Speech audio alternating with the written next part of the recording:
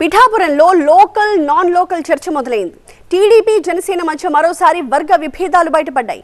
ఉప్పాడలో మాజీ ఎమ్మెల్యే వర్మ ఆధ్వర్యంలో బీసీల సమావేశం ఏర్పాటు చేశారు.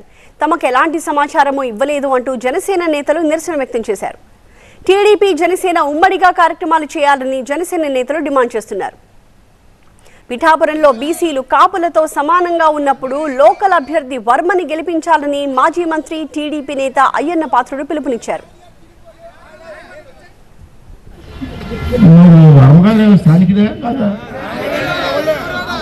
స్థానికులు కూడా ఎత్తారా, పైన వదిలేస్తారా?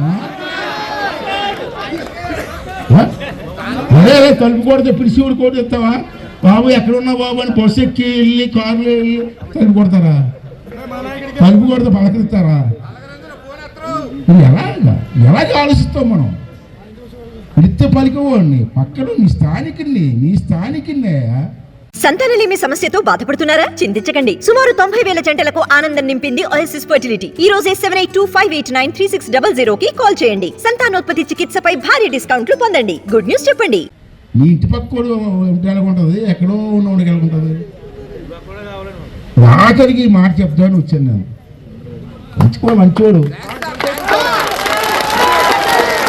తీస్తే పలికేవాడు. వర్మ రా అంటే వస్తాడు.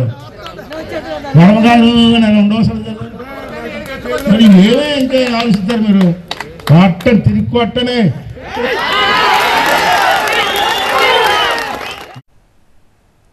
టీడీపీ జనసేన పొత్తులో భాగంగా బీసీ సమావేశానికి ఎందుకు పిలవలేదు అంటూ జనసేన నేతలు ప్రశ్నిస్తున్నారు. ఈరోజు అమీనాబాద్ లో జరిగినటువంటి బీసీ సభకు మరి ఎస్వేసన్ వర్మ గారు మరి ఎడమకం పెడమకం అన్నట్టు ఓన్లీ తెలుగు అన్నలను మాత్రమే మీరు బీసీ సభల్లో కొందరు కూర్చోబెట్టి ఎస్సీ ఎస్టీ ఓసీ ఇతరులని మీరు ఆటోల్లో తరలించే ప్రయత్నం చేసి సభలో కూర్చోబెట్టారు. అది మీకు సమానం కాదు.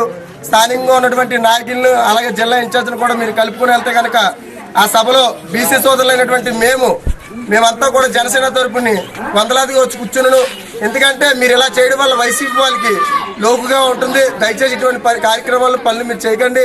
అధిష్టాన నిర్ణయం ప్రకారం పవన్ కళ్యాణ్ గారు, చంద్రబాబు నాయుడు గారు ఇచ్చినటువంటి ఆదేశాలని మీరు నడుచుకుంటూ వెళ్తే బాగుంటుంది.